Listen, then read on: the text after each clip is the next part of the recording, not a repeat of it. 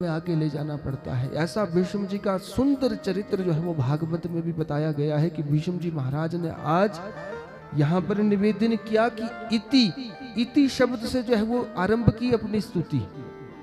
और जब कोई पुराण पूरा होता है, जब कोई किताब पूरी होती है संस्कृत भाषा में, तो इति शब्द का प्रयोग जो है वो अंत में किया जाता है। परंतु आज भीष्म जी महाराज ने सबसे पहले इति शब्द का प्रयोग किया है कि अंतिम बात कह रहा हूं द्वारिकाधीश, इति मति रूप कल्पिता वितृष्णा।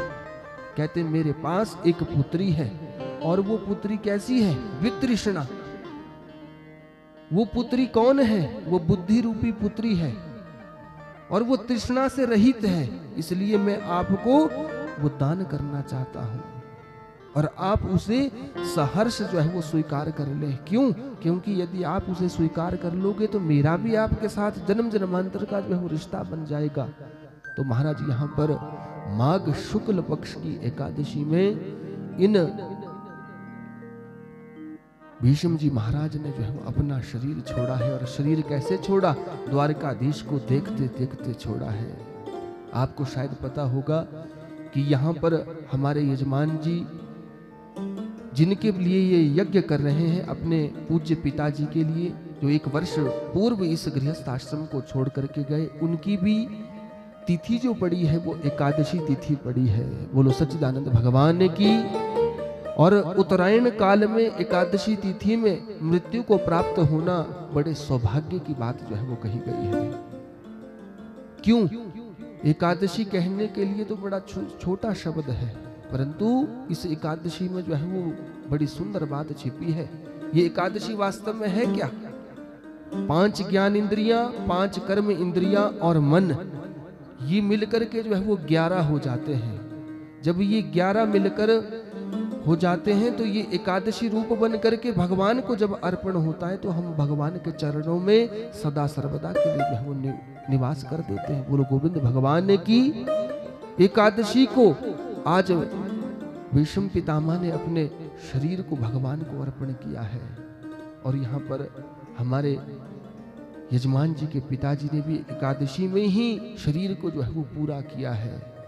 तो हमने तो पहले दिन भी ये निवेदन किया था कि वो तो स्वयं अपने आप में जो है मुक्त आत्माएं हैं, परंतु उन्होंने तो अपने जीवन में सदैव सदकर्म ही किए, पुण्य ही पुण्य किए। इसी कारण तो आज उनकी पुण्य स्मृति में भी जो है वो ऐसे सुंदर यज्ञ करवाए जा रहे हैं, जो हमें उन परमात्मा की कथाओं को श्रवण करने का अवसर उनकी पुण्य स्मृति में मिल रहा है। तो आज द्वारिकाधीश भगवान जो है वो सामने हैं और भीष्म पितामह जो है वो अपने प्राणों को त्याग रहे हैं। यही प्रार्थना जो है वो हमें भी भगवान से करनी चाहिए। क्या? जैसे भीष्म पितामह कर रहे हैं। देहांत काले तुम सामने हो, बंसी बजाते मन को लुभाते।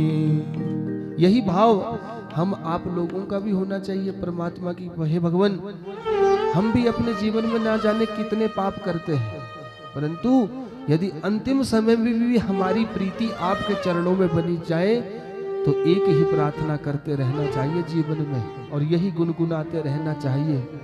देहांत काले तुम सामने हो, बंसी बजाते मन को लुभाते। देहांत सभी गाँव मेरे साथ मिलकर। तुम सामने हो, बंसी बजाते मन को लुभाते। ये गीत गा के मैं तननाथ त्यागूं, यही गीत गा कर मैं तननाथ त्यागूं। श्री कृष्ण गोविंद हरे मुरारी, श्री कृष्ण गोविंद हरे मुरारी। कृष्ण गोविंद हरे मुरारी, हे नाथ नारायण वासुदेवा। श्री कृष्ण गोविंद हरे मुरारी, हे नाथ नारायण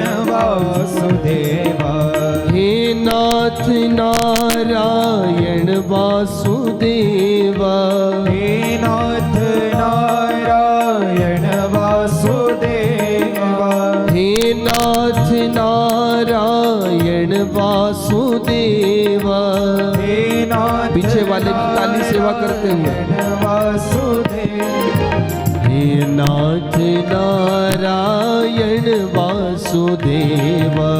हे नाथ नारायण वासुदेव। श्री कृष्ण गोविंद हरे मुरारी। हे नाथ नारायण वासुदेव। श्री कृष्ण गोविंद हरे मुरारे। हे नाथ नारायण। बोल गोविंद भगवान की जय हो।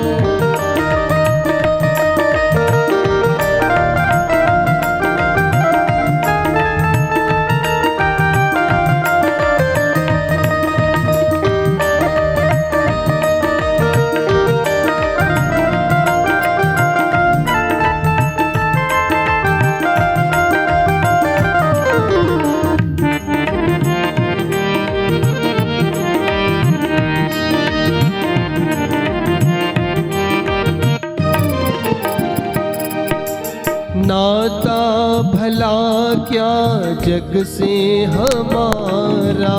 नाता भला क्या जग से हमारा। नाता भला क्या जग से हमारा। नाता भला क्या जग से हमारा। आए यहाँ क्यों कर क्या रहे हैं। आए यहाँ क्यों क्या कर रहे हैं। आए यहाँ क्यों कर क्या रहे हैं। आए यहाँ क्यों कर क्या रहे हैं। सोचो विचारो हरि को पुकारो। सोचो विचारो हरि को पुकारो। हे नाथ नारायण वासुदेव। हे नाथ नारायण वासुदेव। श्री कृष्ण गोविंद हरे मुरारी। हे नाथ नारायण वासुदेव। श्री कृष्ण गोविंद हरे मुरारे। हे नाथ नारायण वासुदेव। हे नाथ नारायण वासुदेव। हे नाथ नारायण वासुदेव। बोलो सच्चिदानंद भगवान की जय हो। द्वारिकाधीश भगवान का चित्र देखते देखते यहाँ पर अपने शरीर को पूरा किया है विष्णु जी महाराज ने।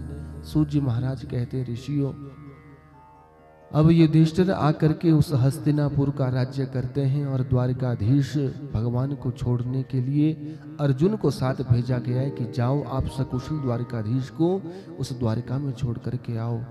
और जैसे ही भगवान द्वारिका में गए तो द्वारिका में रह करके जो है वो अपने गृहस्थ के सभी लोगों के साथ उनका मिलना हुआ। परंतु यहाँ पर 88,000 शौनकादि ऋषियों ने प्रश्न कर दिया, महाराज आप जो है वो उसी तरफ आगे आगे जा रहे हैं जहां पर ये द्वारिकाधीश चले गए। तो सूत जी महाराज ने कहा कि उन द्वारिकाधीश की, उन भगवान कृष्ण की कथाएं है ही ऐसी कि जहां पर वो जाते हैं उन हमारा मन भी जो है वो उन्हीं की कथाओं में जो है वो लग जाता है। यहाँ पर 88,000 शौनकादि ऋषियों ने प्रश्न किया कि आपने कहा था कि उत्तरा के गर्भ से जो है वो एक बालक उत्पन्न हुआ, परंतु आपने उसकी जन्म की कथा को नहीं बताया। तो सूत जी महाराज कहते हैं कि जिस उत्तरा ने गर्भ धारण किया था और गर्भ में एकमात्र पांडवों का जो है वो कुल का चिराग पल रहा था, भगवान उसकी रक्षा गर्भ में कर रहे थे। यहां पर निर्देश देते हैं सूत जी महाराज की देखो हम सब भी जो है वो गर्भ में रहते हैं, हम गृहस्थी भी सब गर्भ में रह करके आए हैं और गृहस्थ में इतना दुख भोग करके आए हैं ना तो हम कभी आगे भूतकाल में भोग सकते हैं। ना कभी भविष्य में, जो भूतकाल में ना भोगा होगा, ना भविष्य में उसे भोग सकते हैं। गर्भवास समम दुखम न भूतो न भविष्यति। गर्भ में हम सब लोग जो है वो इतना दुख भोग करके आते हैं, परंतु गर्भ में जो है वो हमारी रक्षा कौन करते हैं? वो परमात्मा जो है वो हमारी गर्भ में जो है वो रक्षा किया करते हैं। जैसे उस उत्तरा के गर्भ की भी रक्षा की। परमात्मा जो है वो जीव का साथ कभी नहीं छोड़ता है, परंतु साथ यदि कोई छोड़ता है तो हम परमात्मा का साथ छोड़ते हैं। कैसे? जैसे ही हम जन्म लेते हैं तो जन्म लेने के बाद हमें उस संसार की माया जो है वो घेर लेती है। बोलो सच्चिदानंद भगवान की। सूत जी महाराज कहते हैं कि काल चक्र बीता और उस उत्तरा के गर्भ से जो है वो एक सुंदर पुत्र उत्पन्न हुआ, और युधिष्ठिर जी महाराज भी बड़े प्रसन्न हुए कि हमारे कुल में जो है वो हमारा पौत्र उत्पन्न हो गया है। परंतु जैसे ही ये पुत्र पैदा हुआ तो इस पुत्र का जो है एक विचित्र लक्षण था। इस पुत्र का ऐसा लक्षण था कि जैसे ये पैदा हुआ तो ये अपनी आंखें जो है वो इधर उधर करता रहा। ना जाने वो किसे ढूंढ रहा था वो बाहर, परंतु सूत जी महाराज कह रहे हैं कि ये छोटा सा बालक किसी और को नहीं ढूंढ रहा था। जिसने गर्भ में रक्षा की थी वो आज ढूंढ रहा है कि मैं आज कौन से स्थान में आ गया। इसी कारण से वो अपनी आंखों की पुतलियों को जो है इधर उधर घुमा रहा है कि जिसने मेरी गर्भ में रक्षा की वो तो मुझे अब नहीं दिखाई दे रहा है। इसी कारण से आज उसका नामकरण कर दिया गया, परितः इक्षणम करोति इति परीक्षित। जो इधर उधर जन्म लेते ही देखने लग गया, इसलिए इसका नाम परीक्षित पड़ गया। और एक नाम जो है तस्मात् नामनः विष्णुरातः इति ही लोके बृहत्सवः, कहते इसका नाम एक विष्णुरात होगा। और इधर जन्म से ही इधर उधर देखने लग गया ये पुत्र, इसलिए इसका नाम एक परीक्षित होगा। बोलो परीक्षित जी महाराज की। अब युधिष्ठिर जी महाराज को ये तसल्ली हो गई कि हमारे कुल की जो है वो वृद्धि हो गई, और सब ये विचार करते हैं कि क्यों ना जब तक ये प्रतीक्षित पड़ा ना हो जाए तब तक हम इस राज्य का पालन करें। और जो द्वारिकाधीश के साथ अर्जुन गया था, तो ऐसी कथा आती है। यहाँ पर समास विधि से द्वारिकाधीश भगवान की कथाओं को तो हम आगे श्रवण करेंगे, परंतु यहाँ पर बताया कि भगवान द्वारिकाधीश ने जो है वो अपनी सारी लीलाओं को समेटा है।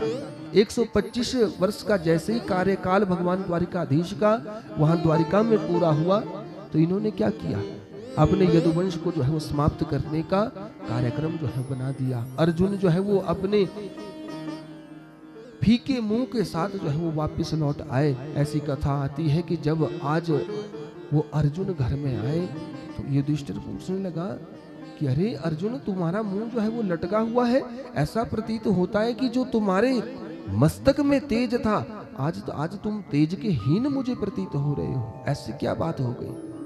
तो आज अर्जुन ने सारी बात बताई कि वंचितो हम महाराजा हरिणाम बंधु रूपिणः, कहते हम आज के बाद उन द्वारिकाधीश की कृपा से जो है वंचित हो गए हैं। आज तक जिन द्वारिकाधीश ने हमारे ऊपर कृपा की, वो द्वारिकाधीश जो है वो अपनी लीला को पूर्ण करके अब वापस लौट गए हैं। जैसे इस बात को कुंती ने सुना, कुंती ने आज क्या किया, जैसे इस बात को सुना तो अपने शरीर को जो है वहीं पर छोड़ दिया। जैसे अयोध्या में राजा दशरथ जी महाराज ने राम जी के वियोग में जो है वो अपने शरीर को छोड़ा था, और क्या कहा था, राम राम कही राम कही राम राम कही राम, 6 बार राम कहा था और तुरंत जो है वो अपने शरीर को छोड़ दिया था जब पता चला था कि मेरा राम जो है वो 14 वर्ष के वनवास को चला गया। कुंती ने भी ये सुना कि वो द्वारिकाधीश जो है वो लीला को पूर्ण करके चले गए, तो कुंती ने भी यही मांगा था कि मैं आपकी याद के बिना कभी ना रहूं। जिनको याद करना था वही चले गए, तो बोला मैं भी क्या करूंगी। और आज तुरंत जो है अपने शरीर को पूरा किया है। पांडवों ने उस कुंती के शरीर का और दैहिक संस्कार करवाया, और सब पांडव लोग जो है वो स्वर्गारोहण की यात्रा के लिए उत्तराखंड क्षेत्र में गए। ये कथाएं जो है वो अन्य पुराणांतर्गत जो है विस्तार से ली गई है। ऐसा बताया जाता है कि एक एक करके जो है वो सब ने अपने शरीर को छोड़ा है, और शरीर के साथ यदि कोई गया है तो वो युधिष्ठिर जी महाराज गए हैं, बोलो गोविंद भगवान ने की। परंतु उससे पहले उस राजा परीक्षित को छोटी सी उम्र में जो है वो राज्य भार सौंप गए थे ये। और ये परीक्षित जो है वो जैसे बड़े हुए तो क्या करते रहते थे, उन पांडवों से पूछते रहते थे कि क्या आपने कभी मेरी उन परमात्मा ने जिसने मेरी रक्षा गर्भ में की, क्या कभी आपने उनको भी देखा है? क्या मुझे उनका दर्शन प्राप्त हो जाएगा? तो द्रौपदी मैया भी बड़े सुंदर भाव से कहती थी कि यदि तुम कभी भगवान का भजन करोगे, कभी उनको याद करोगे तो उनकी प्राप्ति तुम्हें हो जाएगी। ऐसी ये परीक्षित जी महाराज अब अपने राज्य को कर रहे हैं और राज्य को करते करते अब इन्होंने ये देखा कि मुझे राज्य करते जो है वो बहुत समय हो गया है, परंतु अब क्या किया जाए। तो इन परीक्षित जी महाराज ने एक दिन क्या किया, अपने राज्य की सीमाओं को लिए जो है वो दिग्विजय के लिए गए हैं। पहले के राजा जो लोग होते थे वो अपने राज्य की सीमाओं को देखने के लिए जाया करते थे, वहां पर देखा करते थे कि कोई बाहर के देश के कोई लूटपाट करने वाले कोई आतंकवादी तो नहीं आ रहे हैं। इसी कामना से जो है वो दिग्विजय के लिए गए हैं, दिग्विजय की। और दिग्विजय की जब वापसी हो रही थी तो वापसी में जो है वो क्या देखा कि एक काला कलूटा पुरुष जो है एक गऊ को जो है वो मार रहा है, एक बैल को जो है वो मार रहा है, और वो गऊ और बैल जो है वो आपस में वार्तालाप कर रहे हैं। जिस बैल को वो काला कलूटा पुरुष मार रहा था, उस बैल के जो है वो 3 पैरों को उस काले कलूटे पुरुष ने जो है वो तोड़ दिया है। आज परीक्षित को ने जैसे ही देखा कि मेरे राज्य में कोई ऐसा दुष्ट हो गया है जो गऊ के ऊपर और बैल के ऊपर अत्याचार कर रहा है, मैं उसे जीवित नहीं छोड़ूंगा। तुरंत जो है वो तलवार निकाली है, और जैसे ही तलवार निकाली तो वो काला कलूटा पुरुष जो है वो चरणों में आकर के गिर गया। पूछा तुम कौन हो? तो उसने अपने विषय में बताया कि मैं कोई और नहीं हूं, हम 4 भाई हैं, सतयुग, त्रेता, द्वापर और सबसे छोटा जो है वो मैं हूं। मेरा नाम कलयुग है, अहम कली, मेरा नाम कलयुग है। कहा परीक्षित ने कि तुम किस कारण से जो है वो इन्हें मार रहे हो? तो आज जब मारने की बात पूछी तो कह दिया कि मैं तुम्हें जीवित नहीं छोड़ूंगा। मेरे एक छत्र राज्य में जो है वो गऊओं के ऊपर और बैल के ऊपर अत्याचार हो रहा है। तो आज उस पृथ्वी ने जो है वो कह दिया कि देखो अब जो है वो पांडव अपना राजपाट छोड़ करके चले गए हैं, अब हमारी रक्षा करने वाला कोई नहीं होगा। परंतु परीक्षित ने कह दिया कि देखो मैं अभी पांडवों का जो है वो वंशज शेष हूं, और मैं आपके ऊपर जो है वो अत्याचार नहीं आने दूंगा। जब कलयुग को मारने के लिए ये राजा परीक्षित आतुर हुए तो आज वो कलयुग जो है वो चरणों में गिर गया। आज कलयुग ने कह दिया कि महाराज आप मेरी रक्षा करें, मेरे में बहुत सारे दोष विद्यमान हैं, परंतु क्या करूं। अब द्वापर जो है वो खत्म हो गया है, और द्वापर खत्म कब हुआ? जब द्वारिकाधीश जो है वो अपनी लीलाओं को पूर्ण करके गए।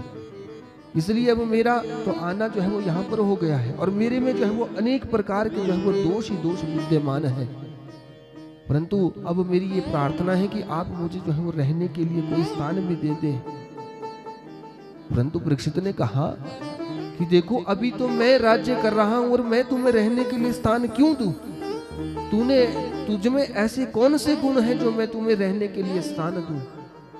तो यहाँ पर कलयुग ने अपने विषय में बताया कि महाराज जो सत्य युग में, त्रेता में, द्वापर में जो फल बड़ी बड़ी तपस्याओं से नहीं मिला करता था, वो केवल और केवल कलयुग में भगवान के नाम लेने से जो है वो मिला जाता है। केवल मेरे में एक ही गुण है, बाकी सब जो है वो अवगुण ही अवगुण है। जब परीक्षित ने ऐसा सुना तो रहने के लिए जो है वो 4 स्थान दे दिए। द्यूतम पानम स्त्रियः सूना यत्र धर्म चतुर्विधा। कलयुग यदि तुम्हें रहना है तो जाओ, मैं तुम्हें रहने के लिए 4 स्थान देता हूँ। सबसे पहला स्थान दे दिया कि जहाँ पर जुआ खेली जाती हो, वहां पर तुम्हारा वास होगा। जहां पर लोग मदिरा का सेवन करेंगे वहां पर तुम्हारा वास होगा। जहां पर उचिष्ट स्त्रियां जो है वो वैश्यावृत्ति करेगी वहां पर तुम्हारा वास होगा। और जहां पर निर्दोषों के ऊपर हिंसा होगी वहां पर तुम्हारा वास होगा। कलयुग ने कहा, महाराज आपने मुझे रहने के लिए 4 स्थान तो दे दिए, परंतु ये तो बुरे बुरे ही स्थान है। परंतु मैं आपको बात बताऊं, मेरे में एक ऐसा गुण भी है जो मैंने आपसे अभी निवेदन किया, तो इसी गुण के कारण आप मुझे रहने के लिए कोई बड़ा सुंदर स्थान भी प्रदान कर दे।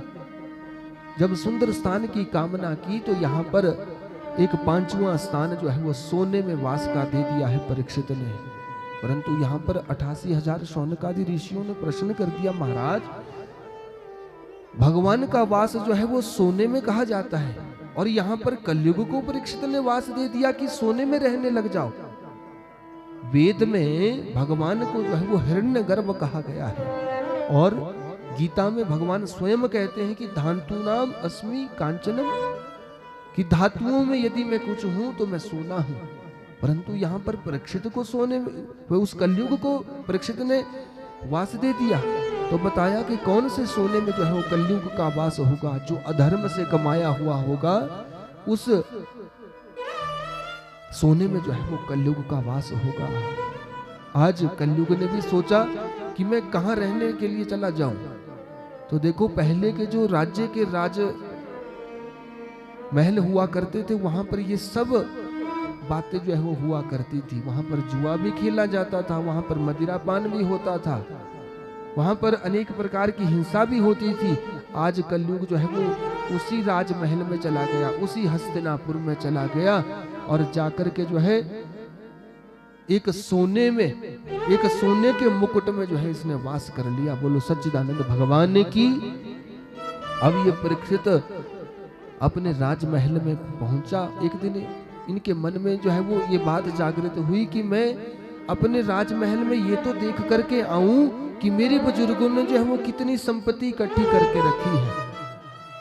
मेरे बुजुर्गों ने कितनी संपत्ति इकट्ठी करके रखी है। जैसे आज राजकोष में प्रवेश किया, राजकोष में प्रवेश करते ही एक सुंदर सा जो है वो भारी मुकुट नजर आया सोने का, और जैसे ही उस मुकुट को उठाया और सीधा जो है वो धारण किया, और वो मुकुट किसी और का नहीं था, जरासंध का वो मुकुट था। उस मुकुट को धारण किया वो भीम ने अनाधिकार चेष्टा से प्राप्त किया था, क्योंकि द्वारिकाधीश मना भी कर रहे थे उस समय, जिस समय द्वारिका जरासंध को मारा था भीम ने, परंतु भीम नहीं माना और उस कारण से जो है वो उस मुकुट को लेकर के हस्तिनापुर आया था। आज क्या हुआ, परीक्षित ने उस मुकुट को जैसे ही धारण किया, कलयुग ने तुरंत जो है वो उस मुकुट में वास कर लिया। बोलो गोविंद भगवान ने की। जैसे ही उस मुकुट को धारण किया वो धर्मज्ञ राजा, वो राजा परीक्षित, उसके मन में क्या भावना जागृत हो गई कि मैं अब यहाँ नहीं रहूंगा, मुझे शिकार खेलने के लिए जो है वो जंगल में जाना है। आज अपनी सेना को साथ में लिया और सेना को साथ लेने के साथ साथ धनुष बाण को उठाया और जंगल में जो है वो अनेक प्रकार के पशु पक्षियों को जो है मारना शुरू कर दिया।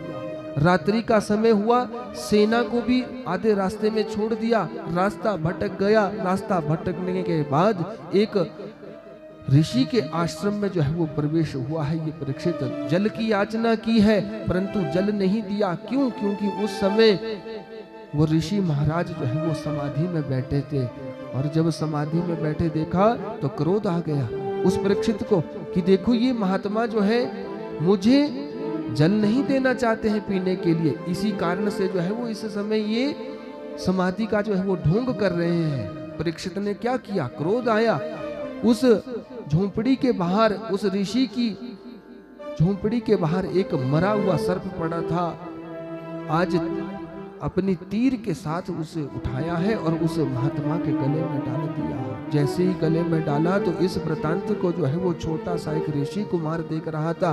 उसने जाकर के एक श्रृंगी ऋषि को बताया कि देखो तुम्हारे पिता के गले में एक राजा ने जो है वो मरा हुआ सर्प डाल दिया है। आज उस छोटे से ऋषि कुमार को क्रोध आया, और जैसे ही क्रोध आया वो छोटा सा बालक जल के उस सरोवर में उतरा जहां पर वो खेल रहे थे, और तुरंत हाथ में जल लिया और प्रार्थना की कि मैं भी गायत्री का उपासक हूँ, मैं भी आज श्राप देता हूँ कि इति लंघित मर्यादम तक्षकः सप्तमे हनि, कि जिसने इस मर्यादा का हनन किया है तक्षक नाम का सांप 7 दिन में आएगा और उसकी मृत्यु हो जाएगी उसके डसने से। आज यहाँ पर उस श्रृंगी ने जो है वो श्राप क्या दिया है, आपने विचार करना कथा से। इति लंघित मर्यादम, कहते जिसने मर्यादा का हनन किया है उसे ये श्राप दिया गया है कि वो तक्षक नाम का सांप आएगा और उसे डसेगा और उसके बाद उसकी मृत्यु होगी। विचार करना आपने, वर्तमान समय में हम सब लोगों को जो है ये पता होता है जीवन में कि हमें क्या करना है क्या नहीं करना है, परंतु हम उसके ऊपर जो है वो विचार नहीं करते हैं। हम अपनी मर्यादाओं का हनन करते हैं, और वर्तमान में कुछ वर्षों में ऐसी स्थिति बन गई है कि अब अल्प मृत्यु जो है वो अधिकतर हुआ करती है। बोलो गोविंद भगवान की। और यदि इन दिनों की बात देखी जाए, जो ये नवरात्र की तिथियां होती है, तो इसमें अनेक प्रकार के जो है वो हादसे भी हुआ करते हैं। कहा जाता है कि देवी भागवत में विशेष रूप से चर्चा आती है कि ये तिथियां जो होती है ये यम घंटक तिथियां होती है। इसमें मनुष्य को बड़ा सोच समझ करके जो है वो सारे कार्य करने चाहिए, परंतु मनुष्य जो है वो आजकल मर्यादा में कुछ जीना ही नहीं चाहता, और इसी कारण उन्हें अपने उस जीवन चक्र को जो है वो छोड़ करके जाना पड़ता है और अल्प मृत्यु को प्राप्त होना पड़ता है। आज यहां पर उस छोटे से श्रृंगी ने ये श्राप दिया कि जिसने मर्यादा का हनन किया है उसे वो काल रूपी सर्प आएगा, वो तक्षक नाम का, और वो 7 दिन में उसकी मृत्यु हो जाएगी। आपने विचार करना, हम सब गृहस्थियों के पास भी केवल 7 ही दिन है। रविवार से और शनिवार तक आप गिन लो तो ये 7 ही दिन होते हैं, और हम सबको भी उन्हीं 7 दिन में मरना है। आज जब उस शराब के विषय में उस महात्मा को पता चला तो तुरंत एक गौरमुख नाम के ऋषि को भेजा है हस्तिनापुर कि उस राजा परीक्षित को इस बात को बता दो कि तुझे 7 दिन में मरने का श्राप लग गया है। आज वो गौरमुख नाम का छोटा सा बालक पहुंचा, परीक्षित को बताया कि आपको 7 दिन में मरने का श्राप लग गया है। परंतु ऐसी कथा आती है कि जैसे ही राजा परीक्षित ने वो मुकुट अपने सिर से उतारा तो तुरंत बोध हो गया कि मैंने आज एक ऋषि का अपमान कर दिया, मैंने ऋषि का अपमान कर लिया, और हमारे बुजुर्गों ने भी कभी ऋषि का अपमान नहीं किया। आज जैसे ही इस बात को मन में सोच रहे थे तो तुरंत ऋषि कुमार आ गया और कहा कि देखो, अपने लिए मरने से बचने का कोई उपाय ढूंढ लो, क्योंकि तुम्हें 7 दिन में मरने का श्राप लग गया है। बोलो सच्चिदानंद भगवान की।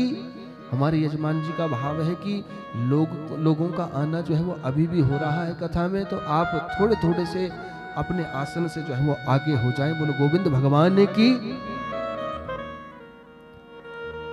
ओ गोविंद जय जय गोपाल जय जय, गोविंद जय जय गोपाल जय। थोड़े थोड़े आगे भी होते रहे आप। जय जय गोपाल जय जय, गोविंद जय जय गोपाल जय जय। अपने आसन से थोड़े थोड़े आगे होते रहे। गोपाल जय जय, राधा की जय जय, रुक्मणी की जय जय, राधा की जय जय, रुक्मणी की जय जय। गोविंद जय जय गोपाल जय जय, गोविंद जय जय, ताली सेवा करते हुए। गोविंद जय जय गोपाल जय जय, गोविंद जय जय गोपाल जय जय। बोलो सच्चिदानंद भगवान की जय। उन राजा परीक्षित को जैसे इस बात का पता चला कि मुझे 7 दिन में मरने का श्राप मिल गया है, तुरंत जो है वो राजसी वस्त्र जो है वो अपने छोड़ दिए और क्या किया, वल्कल वस्त्रों को धारण कर दिया और तुरंत हस्तिनापुर का जो राज्य था वो अपने बेटे राजा जनमेजय को जो है वो सौंप दिया है और कहा कि बेटा इस राज्य का जो है वो आप पालन पोषण करो और मैं अब भगवान की प्राप्ति के लिए जो है वो जंगल में चला जाऊंगा। ऐसी कथा आती है कि राजा परीक्षित के साथ आज प्रजा भी पीछे पीछे चली है, परंतु आज परीक्षित के मरने का उपाय जो है वो कोई नहीं बता पा रहा है कि मरने वाले को क्या करना चाहिए। सबसे परीक्षित पूछ रहे हैं कि ये बताओ कि मेरी मृत्यु जो है वो 7 दिन में होनी निश्चित हो गई है, और आज कोई भी उस बात का निराकरण नहीं कर पा रहा है। राजा परीक्षित चले हस्तिनापुर, पूर्व समय का जो है वो दिल्ली कहा जाता है, और दिल्ली से चले और दिल्ली से आगे उत्तर प्रदेश में शुक्ताल नाम का प्रदेश आता है, मुजफ्फरनगर के पास। वहां पर पहुंचे और वहां पर अनेक प्रजावासियों के साथ बैठे थे, अनेक ऋषिगण भी जो है उनके साथ बैठे थे। उसी समय वहां पर एक आश्चर्य हुआ, और क्या आश्चर्य हुआ, वहां पर सुखदेव जी महाराज का जो है वो आगमन हुआ। बोलो सुखदेव भगवान की। तत्रा भवद भगवान व्यास पुत्रो यदृच्छया कामटमानो नपेक्षः अलक्षलिंगो निजलाभतुष्टो वृतश्च बाले अवधूत वेशः। आज अवधूत के वेश में वो व्यास जी महाराज के पुत्र जो है वो सुखदेव जी महाराज पहुंचे हैं उस सभा में। जैसे ही सभा में पहुंचे, सारे ऋषि मुनि, सारी प्रजा के लोग जब खड़े हुए तो राजा परीक्षित भी खड़े हो गए कि ना जाने कौन कौन से परमहंस जो का आगमन इस समय हो गया है। जब सुखदेव जी महाराज को देखा तो मानो आज उनके हृदय, उनके शरीर पे कोई कपड़ा भी नहीं था। अलक्षलिंगो निजलाभ तुष्टो, महाराज ऐसा अवधूत जैसा वेश उनका है। और जैसे उनके वेश को देखा तो आज क्या किया, तुरंत जो है वो सबने प्रणाम किया, और प्रणाम करने के बाद परीक्षित जी महाराज ने प्रणाम करने के बाद एक ही बात पूछी है कि म्रियमाणस्य किम कर्तव्यम, कि आप मेरे ऊपर यदि कृपा करना चाहते हैं तो एक कृपा कर दें, ये बताएं कि मरने वाले को क्या करना चाहिए। बोलो सच्चिदानंद भगवान की।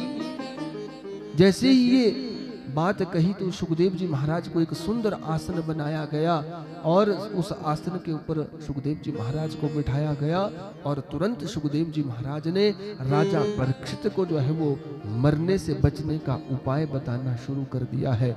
बोलो गोविंद भगवान की। यहाँ पर भागवत का जो है वो पहला स्कंद विराम होता है। ये भागवत की कथा जो है वो अनंत है, और कितनी कथाओं को तो जो है वो हमने समास विधि से श्रवण किया। 19 अध्याय जो है वो भागवत में है, और आगे दूसरा स्कंद प्रारंभ होता है, इसमें 10 अध्याय हैं। और पहले अध्याय में यहाँ पर सुखदेव जी महाराज ने किसी भी देवता का जो है वो मंगलाचरण नहीं किया, और तुरंत जो है वो कथा कहना आरंभ कर दिया। वर्यानेशते प्रश्नः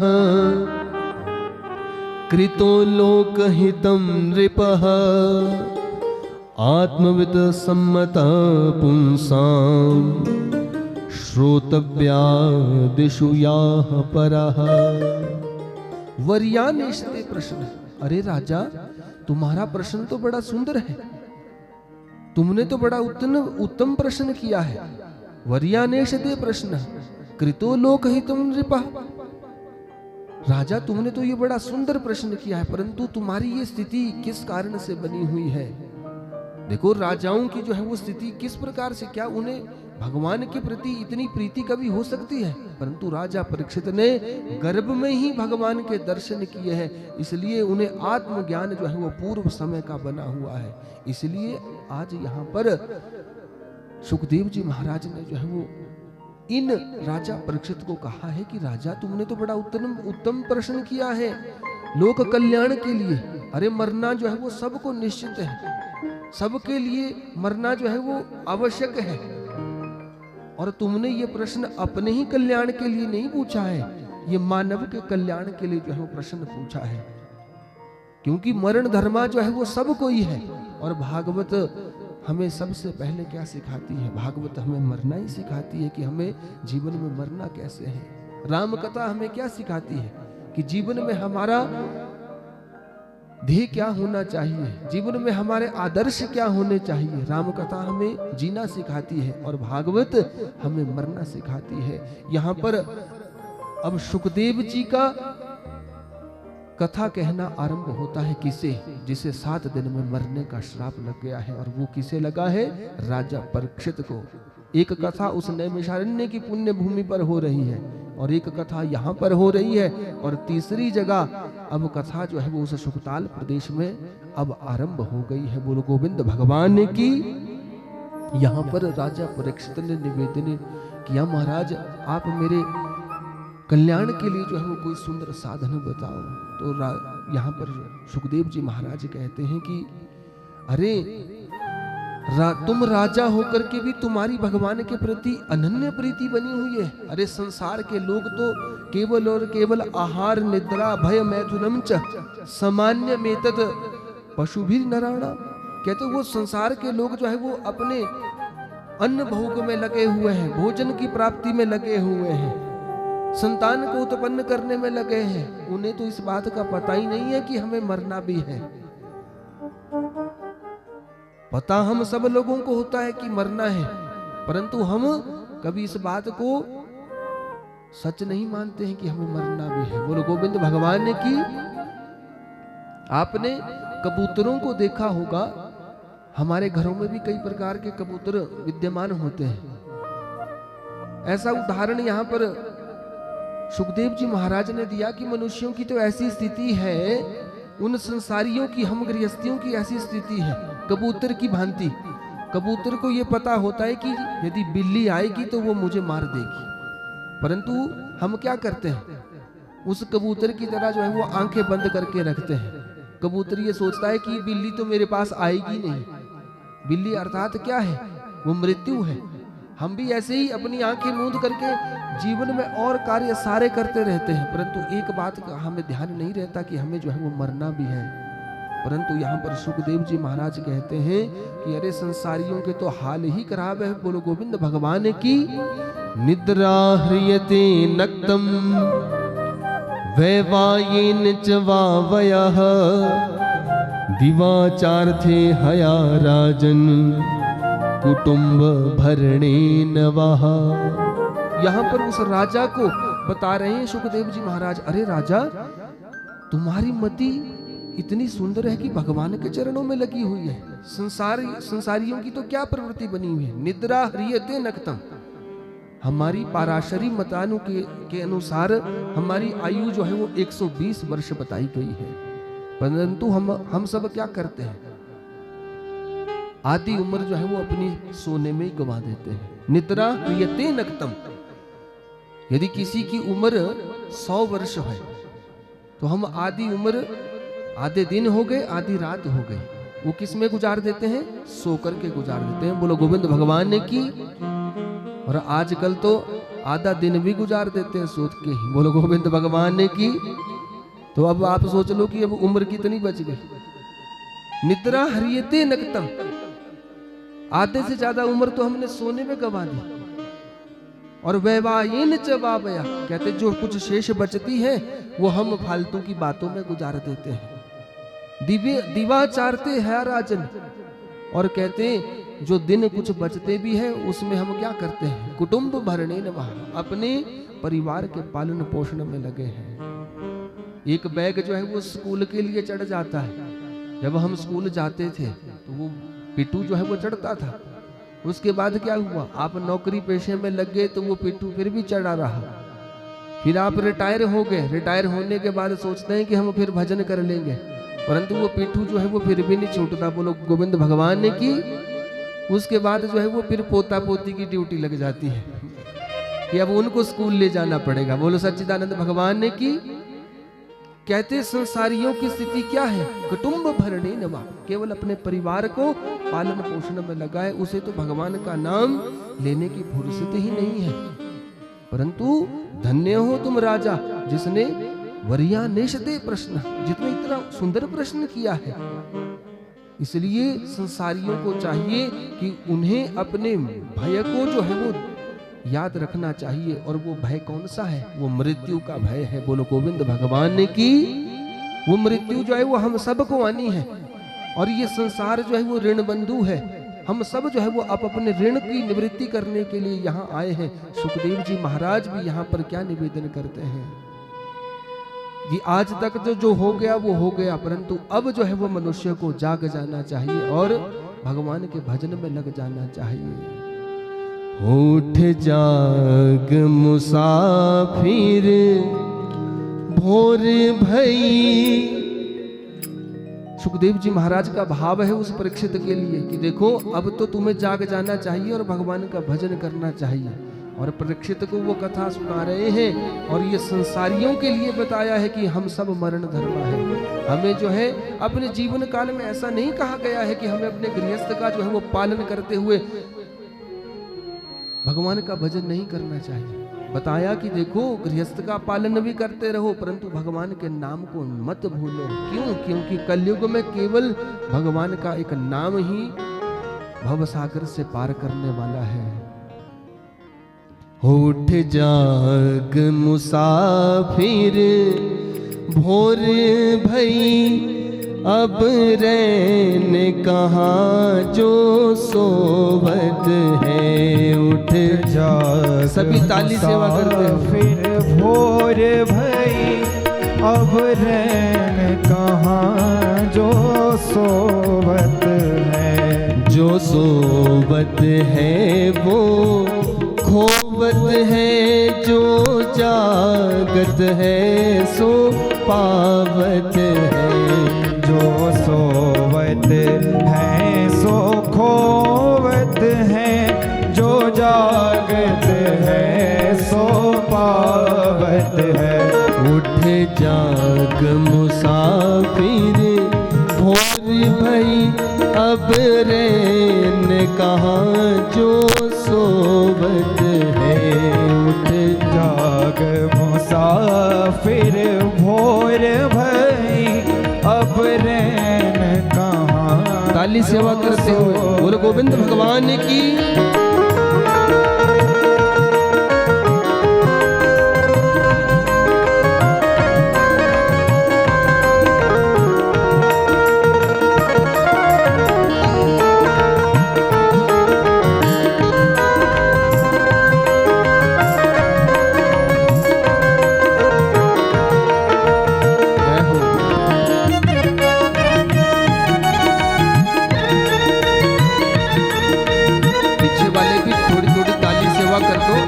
बोलो गोविंद भगवान की।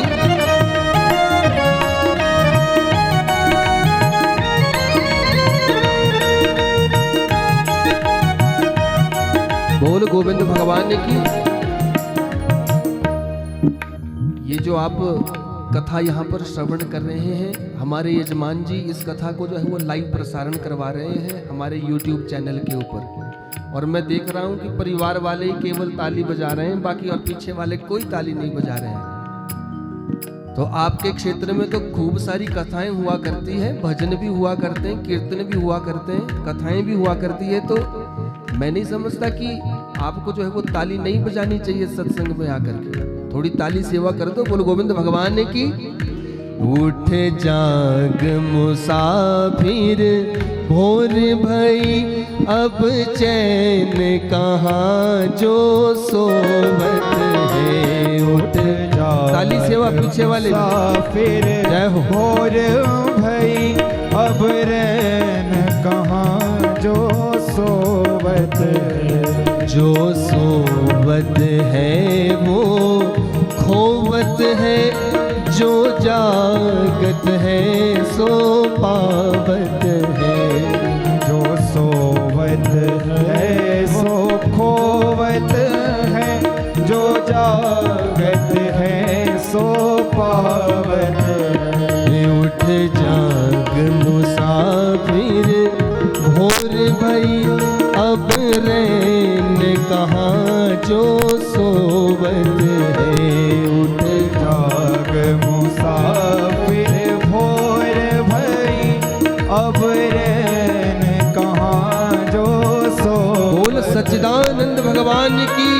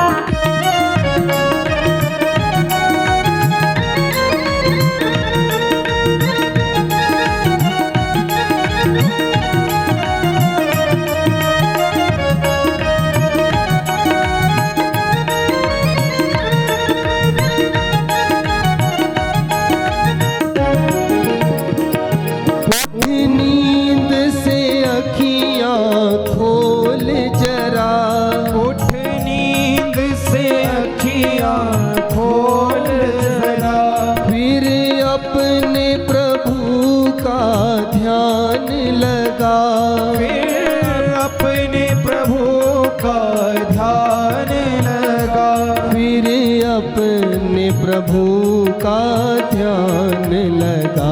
फिर अपने प्रभु का ध्यान लगा।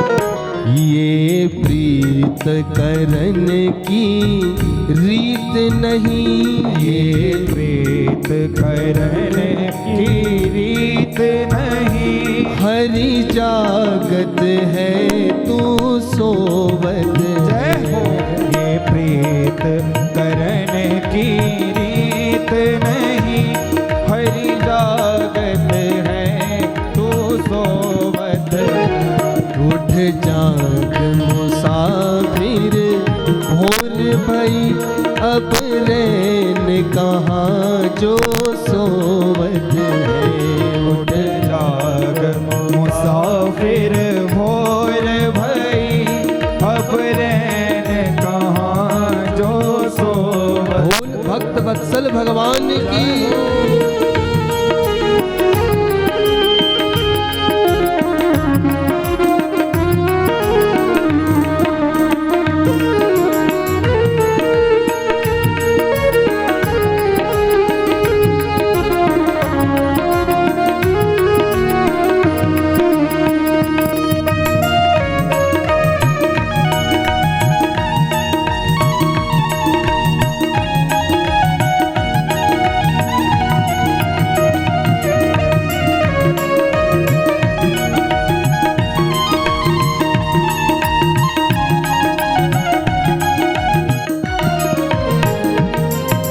पाप का बोझ है सबसे भारी, पाप का बोझ है सबसे भारी, पापी पाप में चैन कहाँ। हो पापी पाप में चैन कहाँ। हो पापी पाप में चैन कहाँ। हो पापी पाप में चैन।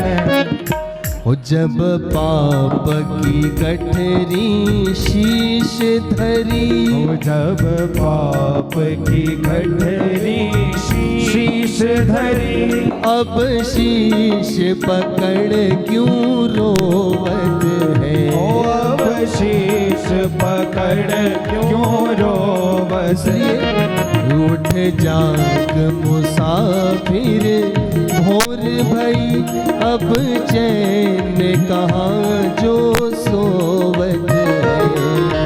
जाग मुसाफिर भोर भई, अब रैन कहाँ जो सोवत है। जो सोवत है वो खोवत है, जो जागत है सो पावत है। जो सोवत है सो खोवत है, जो जागत है सो पावत है। जो जागत है सो पावत। गुरु गोविंद भगवान की उन्होंने उपाय क्या ढूंढा था।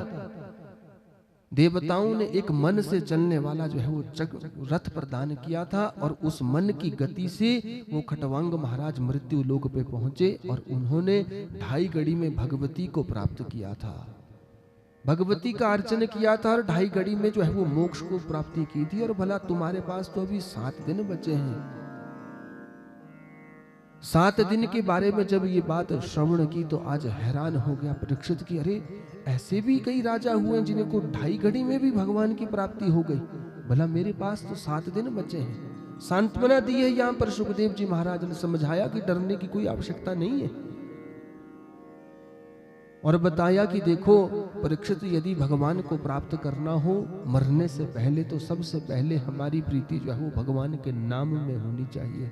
नाम की महिमा के विषय में बताया, परंतु नाम का संस्कार तब हमें पड़ सकता है जब सबसे पहले यहाँ पर निर्देश दिया, जितासनो जित श्वासो जित संगो जितेन्द्रिय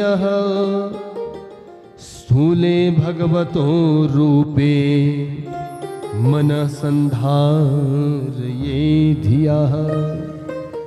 परीक्षित देखो, सबसे पहले है मनुष्य को यह प्रयास करना चाहिए कि भगवान का ध्यान करने से पहले अपने आसन को जीतना पड़ता है। जितासनु, आसन की स्थिति बताई है कि कम से कम हमारा ऐसा आसन होना चाहिए, ज्यादा ना हो तो 2-2.5 घंटे तो हम बैठ ही सके, परंतु आज के समय में तो वो भी मुश्किल है। बोलो गोविंद भगवान ने की। दूसरी बात बताई जितासनो जितश्वासो, कहते प्राणायाम के माध्यम से हमें अपनी श्वास को जीतना चाहिए। और तीसरी बात कही जित संगो, कहते हमारा संग जो है वो सदैव अच्छा होना चाहिए। नारद भक्ति सूत्र में भी कहा गया है कि कस तरती कस तरती कस तरती माया, तो वहां पर भी यही बताया जो संगसस त्यजति सतरती, जो संग का कुसंग का त्याग करता है वही तरता है इस भवसागर से।